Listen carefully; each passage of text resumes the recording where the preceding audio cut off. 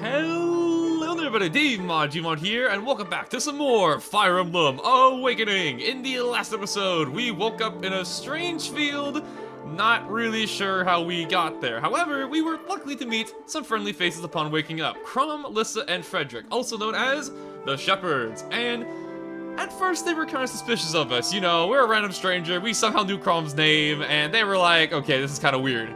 However, after beating up some bandits, you know, as you do, family-friendly bonding experience, they've kind of learned to trust us, and they've decided to take us along with them to the kingdom, or the Haildom of Ulysses. And that's exactly what we're doing now, because we just finished our business over here in Southtown, and now we're going over here to our next destination, west of Ulysses, which means we're making progress. You know, we're getting there, one step at a time. But yeah, in case it wasn't obvious yet, this is actually a world map, and believe it or not, there have been world maps before in Fire Emblem games. However, it's been a while at this point since we've seen one, like FE9, FE10, FE11, FE12 happen, and none of them all had world maps, so this is the first time we see a world map in Fire Emblem for the first time all the way since Sacred Stone, which is, you know, on the Game Boy Advance, so it's been a while. Pretty cool to see. And before we go forward, I just want to quickly mention that if you're ever playing this game and for some reason you get too busy with work or school or whatever, and you have a little bit of a hard time remembering where the story is at the moment, if you click this button down here on the bottom screen, you can get a quick little pop-up that'll actually tell you what's going on within that chapter that you just played on that map, which is very handy if you need a quick refresher. That being said though, I'm done rambling, it's time to move on with our journey, on to West of Ulysses, Chapter 1. Let's do it. Chapter 1, Unwelcome Change.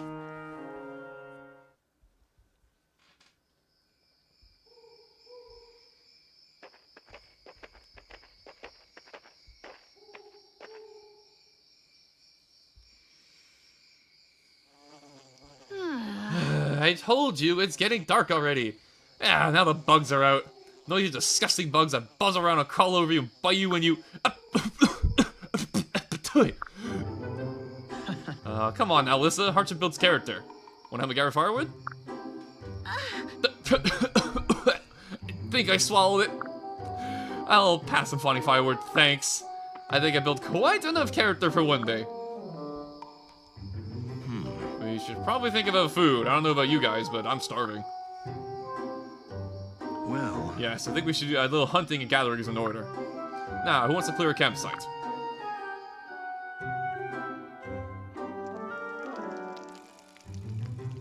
Look at us, we just met and we're already sleeping by the campfire. See guys, we're best friends. Ignore the fact that Frederick probably still really thinks I'm a traitor, or like a spy. But besides that, you know, we're best friends, don't worry about it. It's been too long since I last had bear meat. Delicious. What's wrong? Let's dig in.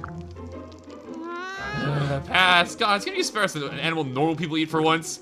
I mean, come on, who eats bear? You're meddling with the food chain. Right, Robin? Robin? Alright, here we go. Nom, nom, nom, nom, nom. Yes, the finest bear meat. The exquisite. Oh, delicious, divine even. 5 stars. Oh. I'm so sorry. Huh? I suppose a person would enjoy this about anything after eating, not eating for days. Yes, eat it, Lissa. Meat is meat. What? Since when does meat smell like old boots? Wait, I take that back. Boots smell better. Right. Every experience makes us stronger, milady, even those we don't enjoy. Really? Then why don't I see you eating, Frederick? Me? Oh, well, I'm not hungry. I had a large lunch. Yes, quite. Hey. Yeah, right, Frederick.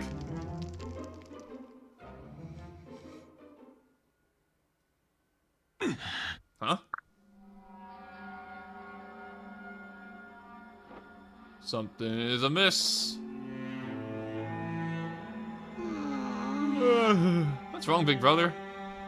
Forgive me. Sorry, I didn't mean to wake you, but something is amiss. Huh? Define something. I'm not sure.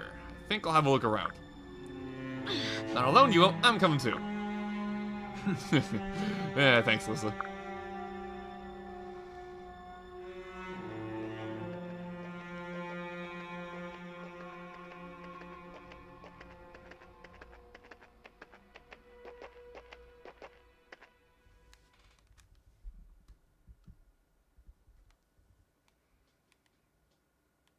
It sure is dark and quiet. Where did the birds go? Something is wrong here. Ah, Chrome! Gods, what? Ah, what is this madness? Listen, stay close.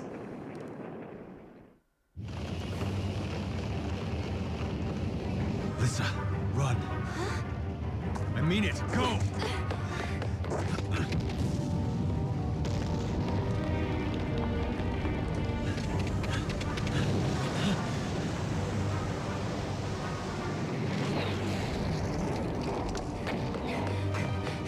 Hey, this way.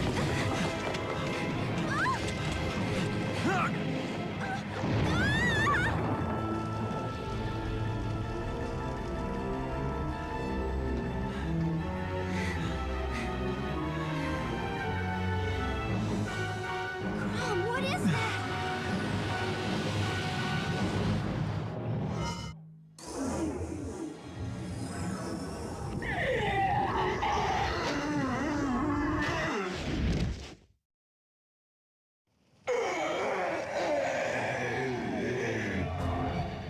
Lisa, you better stand back.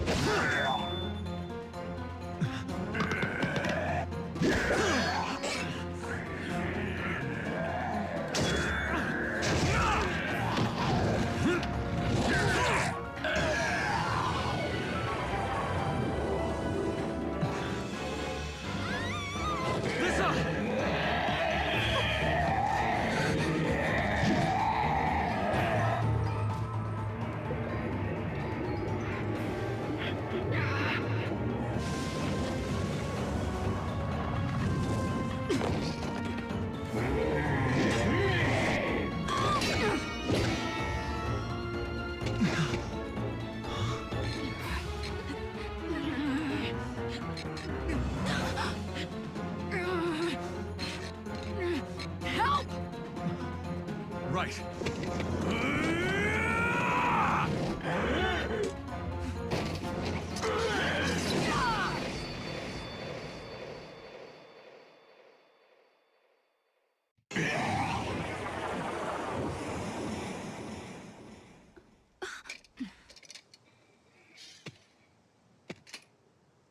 Quite an entrance. What's your name?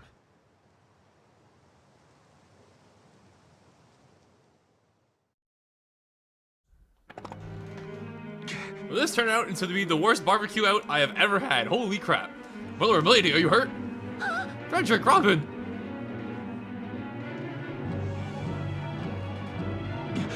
Are such horrific creatures commonplace in these lands? No. They're not from Elysia, I can promise you that. No one is injured then? Thank the gods. But the masked man who saved me. If it wasn't for him, I'd be... Hey, where'd he go? Right. We can worry about him later, after we put these things to the blade. Eyes open now. We know nothing about this enemy. Yes. Right. Alright, time for action. That was a rude awakening. Let's get this started, though. Oh, Are those... right. abandoned forts? Yes. I see. And we seek shelter in them as whenever possible. Know that they'll offer distinct advantages in battle. So that's our first map here that actually has terrain. And these terrains, we have not only woods, but also forts. And if you look over here to the top left of your screen, you'll see the fort there has a shield icon, a person cutting a jig, and some HP. Basically what this means is that these are the bonuses they give you when you're standing in them and end your turn within them. Since this one has 2 shield, it basically represents defense. So if you're inside a fort, you have +2 defense, +20 avoid, and you heal a little bit of HP every single turn that you're within them at the end of each turn, which is very handy, and you should definitely take advantage of forts whenever possible. And the trees also have them, however, there's no healing from these, unlike the forts. So they're a little less effective than the forts, but they're still good cover, and you should keep them in mind when you're doing battle.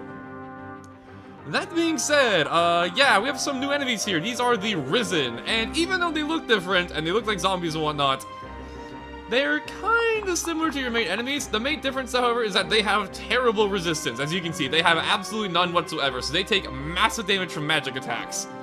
So keep that in mind. Outside of that, though, they play basically like your normal bandits. They just look kinda, you know, freaky and zombie-ish, as you do. And if we look down over here, we have ourselves our boss. Over here is the Risen Chief, who looks especially kinda cool. I like the design a lot. And even cooler is that if you click on him, on this icon down here, you can actually take a look at their animations. Pretty cool looking guy. Yeah. I was gonna show us off in the first episode, but I was like, you know what? I've overloaded this episode with too much information already. I may as well wait to show this off until the next time. You can do this with your own characters too if you ever want to see them in action as well. For example, take a look over here at Crom. Gives you a quick breakdown on what their class is like with the grid down there, and a little bit of a description. And some cool animations. You'll love to see it. Yeah. That being said, enough screwing around, let's get things started. My first plan here is I'm going to go over here, and I think I'm going to have Crom go in the fort here. I mean, it's basically asking to be put into the fort because, you know, he's right next to an enemy. So I think I'm going to do this, and I'm going to have Crom... Yeah, I'll just have him go for a sword swing here. Alright, now in the cutscene, I felt she may have not done that much to them. However, in here, we're doing just fine. Get some XP for a shovel and a glistening spot. A leader must never rest, never surrender, and most of all, never stop learning. Very wise. And apparently by being wise, he got some XP, which means Crom is actually pretty close to his first level, which is not bad. In the meanwhile, I'm going to go over here with Robin, and I'm going to have him quit the Thunder Tome, because like I said, all the enemies here have really bad resistance, so if you want to spam Thunder with him, you can. And honestly, for this map, I like having I almost said Frederick. Frederick pair up with Robin to give him some extra movement and some extra stat boosts. And also because, honestly, I don't think Frederick's going to be needing to help out that much this chapter. There isn't here, they're not that scary. At least for now. We'll see how this turns out. And we got hit, unfortunate. However, this does mean they get to show up the fort healing. And he lives on 1 HP. But I do get a level, so not bad. Alright, Crom, first level. Let's see what you get. HP, strength, speed, lock resistance. That definitely feels like a Crom level to me. Not bad at all. I will take it. And we also get ourselves our very first weapon level upgrade. And this will happen upon using a certain type of weapon for a prolonged period of time. And each of these weapon upgrades will make your character slightly better at using weapons, but more importantly, allow you to access greater greater selection of said weapon type. So Crom's gonna be able to use more swords that he couldn't use before. I can't really show this off for the time being, since we kind of have limited equipment at the current being, but just keep this in mind for the future. It's gonna be important. I have your back. And as you can see, Big Frederick is here to tank. And not jump in, but that's fine. And the main reason why I wanted to pair Frederick up with Robin here is because of his ability Veteran, which will give him more experience while he has Frederick paired up with him. However, this level up is not that great. Only 2 stats. And they're not that great stats if I'm going to be honest with you. HP is alright, but the skill is kind of whatever. And in come the Horde. Holy crap. Captain Crom. Captain Crom, wait, I'm coming. I knew I shouldn't have left them. Alright, you ash-faced freaks, which one of you wants to try my lance on for size first? I know just a spot for it shoved right up your... Hold, milady. Huh? Heal ye. Life may be long, but attraction is fleeting. Would you leave me on your sweet dust? Leave war to the warriors, dear bird. A beauty such as you need wage only love. What in the... The hell are you? Ah, the lady intrigued. Of course you are. It's only natural. I am the myth. I am legend. I am he who strides large across history's greatest stage. The man who puts the arch in archer. My name, dear lady, is Sorry, Ruffles, no time for this. Onward! Virion, my name is Virion. But wait, where are you going? Pray, at least tell me your name. I'm Sully. I'm Sully, and I'm a shepherd. Yes. Sully, how divine! A stark and a beautiful name, as befits its owner truly. Will you marry me, my dear Sully? Will I what now? Oh, wait, I get it. This is a joke. And when I put my boot for your face, that's the punchline. Ravishing. I realize my manly figure and noble bearing can be overwhelming. 'Tis common. So please, don't feel pressured to answer right. How's this for an answer? Oh. Goodness, but those sharpy legs certainly can't they? But please, milady, allow me to accompany you at least. Mine is a cold, empty world without you. I shall be your most willing servant, and you, in turn, will give my life purpose. Fine, anything to shut you up. What? Stop staring at me like that. And just like that out of the blue, we got ourselves 2 new 10 units to talk about who are going to help us get through this undead rising. We have ourselves Sully the Calavier and Virion the Archer. If you could not tell, I'm a fan of Virion. he's a funny guy. That being said, though, as always, since we got new characters, we have to talk about them one by one. So starting off here, let's go off with Sully. Sully here is joining us with being a Cavalier. The Cavalier is the first stage class of what Frederick is, aka basically a horse rider who specializes in multiple weapon types. In Sully's case, the sword and lance. Overall, I'd say Sully is a very reliable character overall. She's very well balanced, has good strength, good speed, good defense. It's overall a very well-rounded character, and since they're a Cavalier, they have amazing movement just like Frederick does. And movement cannot be understated how useful it is to have in Fire Emblem. And overall, just Cavaliers are a very solid class. You can't really go wrong with them. They have a few drawbacks, like some terrains being hard for them to go through, and also there are some weapons that are very effective against horse riding, units, so you have to be wary of that. But overall, the Cavalier is one of the most reliable classes in the game, and Sully is no exception to this. With her all of around base good strength, not good strength, all around her good base stats, and her solid growth, she will keep up your team just fine. If you like Sully, feel free to use her. I think she's a perfectly solid unit. Although I won't lie to you, I haven't really used Sully on a full playthrough before, but who knows, maybe this might be the change for that. You never know, weird things happen. Also should be mentioned that she also comes with a skill called Discipline, which will make sure she gets double the amount of weapon experience every time she uses her weapons in combat, which we just talked about weapon levels growing, so this is obviously a pretty good thing, so worth noting. Overall though, I like Sully. And moving on to our other character here, Virion. Virion here is kind of special. First of all, Virion is an archer, and archers are pretty unique compared to all of our other characters. Virion's gonna go ahead and explain himself in a little bit, but I'll go ahead and get a jump start on it anyways. Since he's an archer, he specializes in long-range combat. He can attack from 2 range, however, he cannot attack at 1 range. So think of it like a reverse sword. And what this basically means is that he's good at picking and doing chip damage from afar. However, if he gets into the front lines and enemies start ganging up on him, he will very quickly find himself in a bad spot. The main thing about Virion that's kind of funny is that he's very, very skillful. All that boasting he does isn't for nothing. And that's because not only does he have a base skill of 9, which is very high, he also comes with a skill which is literally called Skill Plus 2. Very creative, I know. So essentially he comes with 11 skill, and with this combined with the archer's good hit rates means that he's basically going to be hitting things very, very consistently all the time. And fun story, if you like the archer class, Virion is, I kid you not, the only character you get in this entire game that comes as an archer. We're in chapter 1. He's the only one. I am not joking when I say that. So if you like the archer, Virion is quite literally your only option, unless you want to do something called reclassing later, but we'll talk about that when the time comes. Basically, if you like archers and you like bows, Virion is going to be your man. One other thing I should mention quickly is that the main appeal of the archer, outside of doing chip damage from afar and, not getting, trying not to get counterattacked from afar, is that they are very effective against flying enemies. There's nothing in this map, so I can't really show it off this map, but just let it be known that he is very, very strong against flying units. And that being said, though, I think I said all I need to say about Virion. I like this guy. And one more thing I should mention about Virion is that he's currently holding an item called the Elixir, which we haven't seen before. The Elixir is the Vulnerary, but on steroids, because it's a full HP recovery no matter how much damage you've taken, while the Vulnerary only heals 10 HP, which is pretty useful. That being said, back to the undead army that's coming our way. Let's get this started. Here's what I'm thinking. I'm gonna have Virion do his move first, actually. Goddesses and gentlemen, might I have your attention? I, as it happens, am an archer. The archest of archers, in fact. As such, I attack most effectively from a distance, so kindly keep me one step away from peril, if you would. That's just him telling you, yeah, don't put him in the face of enemies, keep him away at a distance, like so. As you can see, Virion here has a 100% chance to hit, because, yeah, Virion's got a very good amount of hit rate and skill and all that stuff, so he's gonna snipe this guy right between the eyes, no problem. I am legend. I love his voice so much, too. I am a legend. I'm pretty sure he was, inspired by French, just being French, but, I'm not 100% sure about that. Someone can correct me on that. That said, though, I think we're gonna have Sully go over here and start fighting this guy. Get some good damage going. There we go, poke him in the eyes with the good old bronze lance. And since we're getting more characters now and more weapon types, I think it's time now we address something called the weapon triangle, which is a very important thing in not all Fire Emblem games, but most Fire Emblem games, where essentially the main 3 weapons of the game, axe, swords, and lances, have a rock, paper, scissors system built around them. How it works is that swords beat axes, axes beat lances, and lances beat swords.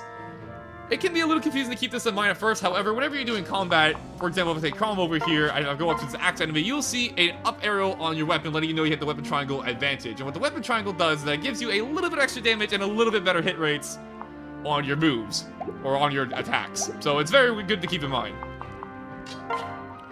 That said, though, I think I'm gonna have Rom go over here and take out this guy in the meanwhile. Shall we? There we go, nice and easy. And as you can see, with the fort and Frederick's defense moves, Robin is taking 0 damage from this guy. So we have turned Robin into an effective tank. Look at that, 10 defense. Pretty freaking good. And I guess now, since, like I said, I didn't want to overwhelm you guys too much on the first episode, but since we're on the second part now, it's time to do some more nerd mechanic stuff, because the faster we get this out of the way, the faster we don't have to go tutorial mode for this game. When it comes to dealing damage, it's actually very easy to calculate how much damage you're going to do to the enemies and how much damage they'll do to you. If you look over here, I'm going to go over here to this Risen. As you can see, on the bottom screen, if I click on here, you'll see attack. This is a very quick calculation of how much damage this enemy is going to do to you based on the weapon they're holding and their strength. Because damage dealt in this game is basically just their weapon, their weapon's might, which here is 4, plus their strength, which is 10. I didn't mean to click that, my bad. It's 10 plus 4, which gives you your 14 that you see here. And how you calculate the damage it's going to deal to you is that you take your defense stat over here, and you minus that from their attack. And that's basically how much damage you're going to be taking. Very easy math, very simple stuff. Even me, who's terrible at math, can figure it out. So, it's a good day for people who are bad at math like I am. And honestly, I think I'm just going to keep Crom here for the time being, because I don't want him to get into any danger. And I'm just going to check the enemy ranges over here real quick. Alyssa, you can go down here. I'm sure that Robin and Frederick are fine in that fort. Yeah, as you can see, even though they're attacking from a distance, I can't fight back, I take no damage. So, yeah, Frederick plus fort, pretty good. Lots of defense here. And I dodged. Ugh. No follow-up from Frederick, unfortunately. And here's where we're going to show off Viren's weakness. He cannot counterattack at close range, meaning that, yeah, me putting him here is a bit of a risky move. As he can get ganged up by multiple enemies and potentially, you know, be in some trouble. Same here for Sully. But it's fine, though. Sully will be fine. She's a tough girl. She can take it. There you go. Not bad at all. And see, look at that. I talked about Sully's skill, the discipline, giving her double weapon experience, and as you can see, it kicked in really fast. She already got a lance level up, which is not bad. And as you can see, the boss is also coming our direction now, which is kind of scary. So here's what I'm thinking. I'm gonna have... Honestly, I kind of want to clear out some enemies here. I think I'm gonna have Frederick take out this archer here. Let's do it. Like so.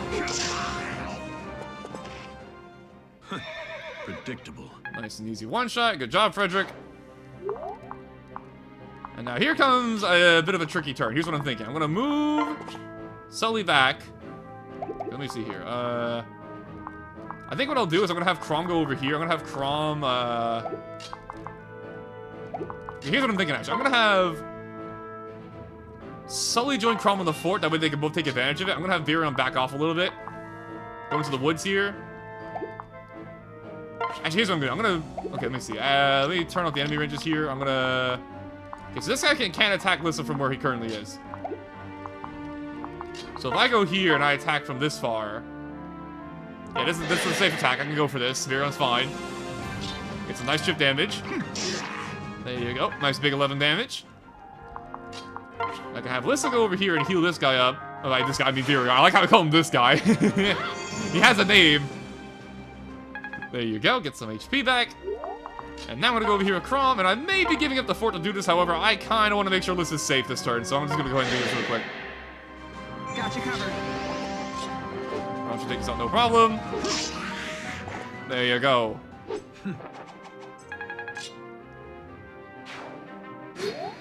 Enemy turn. And I'm pretty sure... Yeah, I was gonna say, I don't think this guy can even do any damage to Frederick. I am sorry, little one. You do not deserve this. A challenge. Now, in hindsight, I probably didn't need to pair up Robin and Frederick, because the main disadvantage of pairing up your units is that you give up the ability to attack with one of them, but you boost your other unit, so...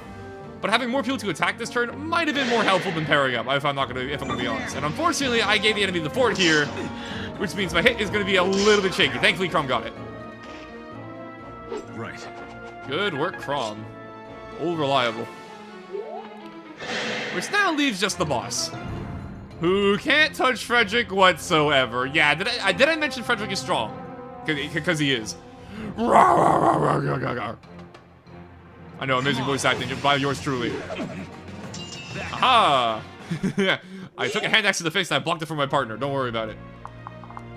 So here's what I'm thinking. I'm gonna have Robin go over here. I'm gonna have him do a little bit of chip damage to this guy here. We're gonna take out this enemy, and then we'll let the boss come to us, and we're going to swarm him.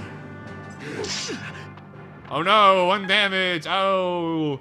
Yeah, 4 plus Frederick is a lot of defense. I think I mentioned that though once or twice at this point though, I think. Just maybe.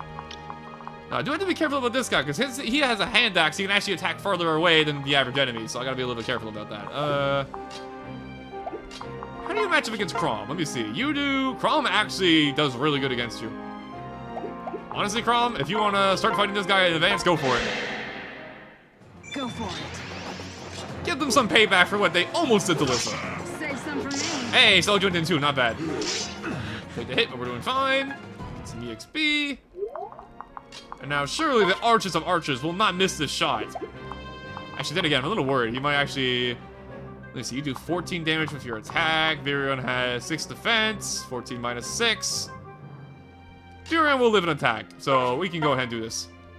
And Virion, if you miss this, if you get the 6% miss, I'm gonna scream. There's just no way, right?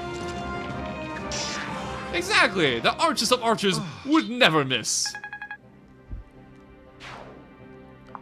There we go, and honestly, I'm gonna try and get this glistening spot before the chapter ends, because I'm a little worried we're gonna kill the boss pretty quickly. Because, you know, our entire team is ready to fight him now. Many thanks. Gonna quick heal on Virion once again, 69 experience, very nice. And since we have a ranged weapon on the bow here, and he's attacking from range, I can actually counterattack him, even though he's using a melee weapon. Fun little thing, that little quirk, I guess. Now, unfortunately, I don't think I'm gonna be able to get there in time, am I? I am not gonna be able to get there in time, unless I employ a very cool tactic, which is called transfer. And transferring here is basically only accessible to you when you have the pair up. However, if you transfer, you can actually give away your partner to your ally. And by doing this, I'm gonna be able to give Lissa over to... Oh, actually, I can't... Okay, I was going to say I can give some chip damage in with Robin as well, because I can still move after I do the transfer. But unfortunately, it's gonna kill him, and I kind of want to get to glistening spots first, so I can go ahead and do this. And I still can't reach because the woods are in the way, and it's lowering my movement. This is very unfortunate. Okay, in that case, Virion, if you want to get some free chip damage, go for it, I guess. And maybe when I'm doing chip damage, even though it's not gonna kill. That's because I actually get experience for chipping the boss, even though I didn't kill him, which is kind of cool. Let me see here. If I go over here with Crom in the fort, that's basically a guaranteed kill. How about Sully? Let me see. Sully is also basically a guaranteed kill. So you know what? Here's what we're gonna do. We're gonna go over here. I'm gonna go over here and heal Virion for a little bit more bonus experience, because you know why not. As I said, whenever you can heal one of your allies, you basically always want to do it for the free experience. There's literally no reason not to for the most part. And now, I could get the kill to Crom. However, honestly, Sully, I'll give it to you. I'm feeling generous, you know? There you go.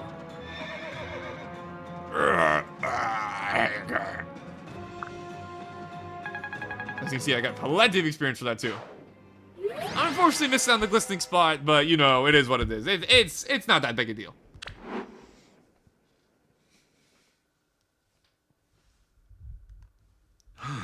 It seems all the creatures are vanquished. This young man took care of the others.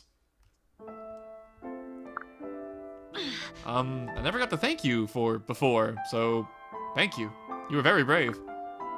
Thank you. You saved my sister's life. My name is Crom. Might I ask yours? You may call me Marv. You may call me Marf. Really? Marf? After the hero king of old? You certainly fight like a hero. Why didn't you learn that you're always a sword? No. I'm not here to talk about me. This world teeters at the brink of a horrible calamity. What you saw tonight was but a prelude. You have been warned. Huh? What's teetering where now? Hey, wait! Not much for conversation, is he? Right. It appears the skills lie elsewhere. I'll wait till we hear his name again. But for now, I'm more concerned about the capital. We should make haste. And just like that, disaster averted, nobody died, yay! Everyone's happy, no one died, no axes got put in Lissa's forehead, everyone's happy, hooray! And with that concludes our episode for today, because like I said last time, I plan on doing one chapter a day, and obviously this was, you know, a chapter. So as always, thank you guys for watching, hope you enjoyed, and next time on Fire Emblem Awakening, we'll be marching on forward once again, resuming, hopefully with less, you know, of the undead or whatever they are, coming after us, going back over to Ulysses, and hopefully reaching there without any more troubles. Hopefully. Fingers crossed. That being said, thank y'all for watching, and I'll see you guys in the next one.